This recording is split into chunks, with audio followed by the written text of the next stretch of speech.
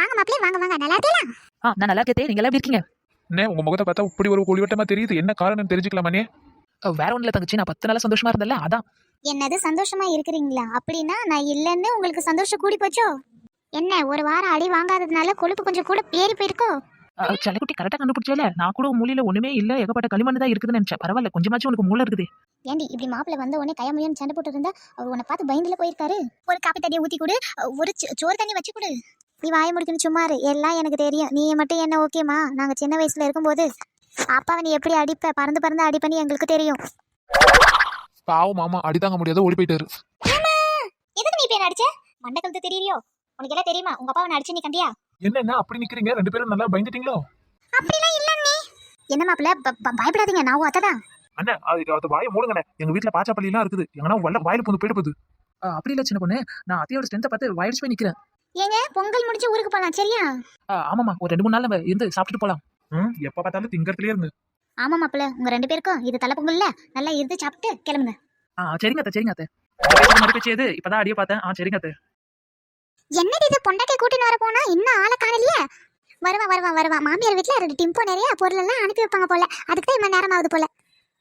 சின்ன சின்ன ஆசை, சிறகடிக்கும் ஆசை, முத்து முத்து ஆசை, மூக்கு விட ஆசை.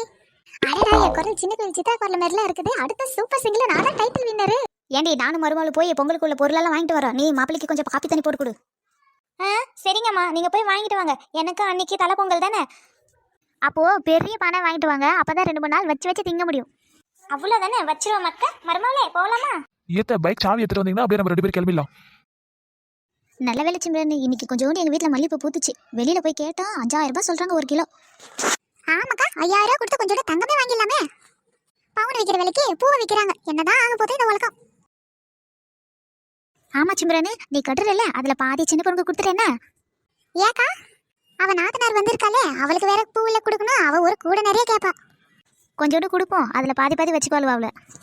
எக்கா, இவ்வளவு பூ உங்க வீட்டுல பூத்துச்சா? ஆமா, உடனே மூக்கு வேத்துருமே. ஆமா வசந்தி, எங்க வீட்டுல கொஞ்சோண்டு பூத்துச்சு. அதை சின்ன பொண்ணு கொஞ்சம் கொடுத்துட்டு நான் கொஞ்சம் எடுத்துக்கலான்னு கட்டின்னு இருக்கேன்.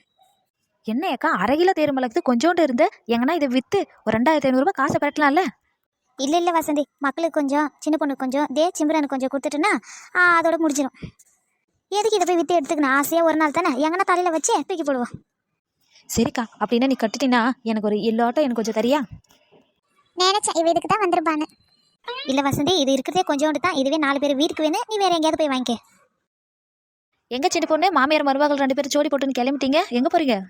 ஆமாக்கா, பானை வாங்கிட்டு வரலான்னு போறேன். நீங்க எல்லாம் வாங்கிட்டீங்களோ? நாங்களாம் வாங்கிட்டு சின்ன பொண்ணு. நீ இன்னும் வாங்கலையோ? என் மருமவ இருக்கிறது எல்லாத்தையும் புதுசாக்கிட்டால, அதான் வாங்க போறோம். என்ன சின்ன பொண்ணு, இது தலை பொங்கல்ல உங்க வீட்டு சீர் வரிசையெல்லாம் வந்துச்சா? வந்துருங்க, அப்பவே ஃபோன் பண்ணிட்டாரு. நாங்க போய் பானை மட்டும் வாங்கிட்டு வரலான்னு போறோம். உங்க நாத்தனாருக்கு இதான தலை பொங்கல்?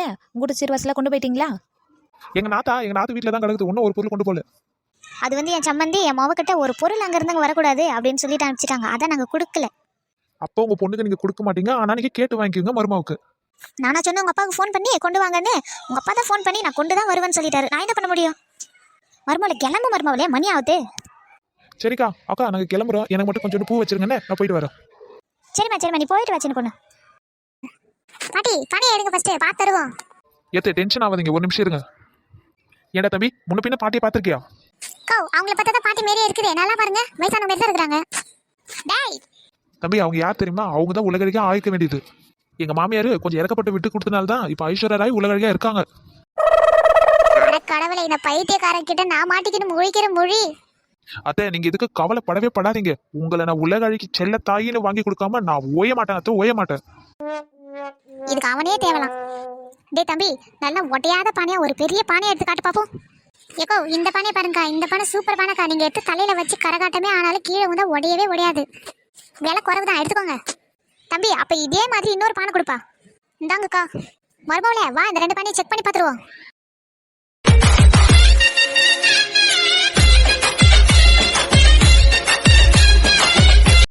அட பாவி மோளுவலே, அந்த குடத்தை தூக்கின்னு ஓடுங்க அப்படியே.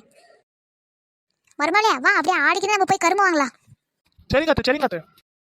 வாங்கம்மா, எத்தனை கட்டு வேணும்? அண்ணாச்சி, ஒரு கரும்பு நல்ல பெரிய கரும்பு எடுத்து கொடுங்க. ஏத்த, நம்ம வீட்டுல 5 பேர் இருக்காங்க. ஒரு கரும்பு வாங்கி என்ன பண்றது? காசையா கரியாக்கணும். உங்க வீட்டுல இருந்து சீர் வருஷம் வரல, அதுல ஒரு கட்டு கரும்பு இருக்குல்ல, அதை வச்சு எல்லாரும் திங்கலாம். அதனால நம்ம ஒரு பேருக்கு கரும்பு வாங்கி வச்சா போதும். அத்தை, நீங்க ஒரு கரும்பு வாங்குறீங்க, பாதி கரும்பு வாங்கிக்கங்க. ஒரு கரும்பு வேணா பாதி கரும்பு வாங்கிக்கங்க. அப்படியே சொல்ற பாதி கரும்பு வாங்கலாமா? சரிங்க அண்ணாச்சி, ஒரு பாதி கரும்பு கொடுங்க, பாதி போதும் எங்களுக்கு, சும்மா ஒரு பேச்சுக்கு வாங்கி வச்ச போதும்.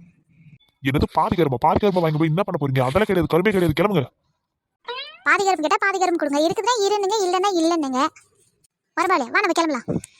ஆனா எங்க மாமியார் கொஞ்சம் மூளை கொஞ்சம் குழம்பி இருக்குது, அதான் அப்படி எல்லாம் பேசுது, நீங்க தப்பா எடுத்துக்காதீங்க. ஐயோ சரிம்மா, அதான் ஆளு பார்க்க ஒரு மாதிரியா இருக்குது. எதனால நம்ம இப்படி ஆச்சு? அது எங்க மாமா ஓடி போனதுல இருந்து அப்படிதான் இருக்குது. அட நல்லதா போச்சு, இல்லைன்னா நான் அந்த பாதி கரும்புக்கு சண்டை போட்டு இருந்திருப்பேன். ஒரு நல்ல ஆஸ்பத்திரியா கூட்டிட்டு போய் பாருமா. அட இவ என்னத போய் அந்த ஆள்கிட்ட குசு குசுன்னு பேசிட்டு இருக்கா? அட மர்மவளே, ஏத்த உங்களை பத்தி தான் புகழ்ந்து பேசிட்டு இருந்தேன். மர்மவளே, நீ புகழ்ந்து பேசுறது போதும், வா வேற கடைக்கு போலாம். இல்லத்த அவர் முழு கருப்பை பாதி விலைக்கு போட்டு கொடுக்குறேன்றாரு, அதான் நம்ம வாங்கிட்டு போயிடலாம். அப்படியா? அப்படின்னா வாங்க மர்மவளே, வாங்க. ஒரு 5 கரும்பு எடுத்து வைங்க. 5 கரும்பா? அட இந்தாமா 5 கரும்பு. கொடுண்ணா, அப்படியே தூக்கி என் தலையில கொஞ்சம் வைங்க. இருக்குண்ணா, அப்படியே கொஞ்சம் நடந்து பார்த்துட்டு வந்துடுறோம். போங்க. மர்மவளே ஓடிடலாம். எஸ்கேப். ஏய் நில்லுங்க, அட நல்லா ஏமாந்துட்டேன். மாமியார் தான் அப்படின்னு பார்த்தா மருமவுல அதுக்கு மேல இருக்கிறாளே.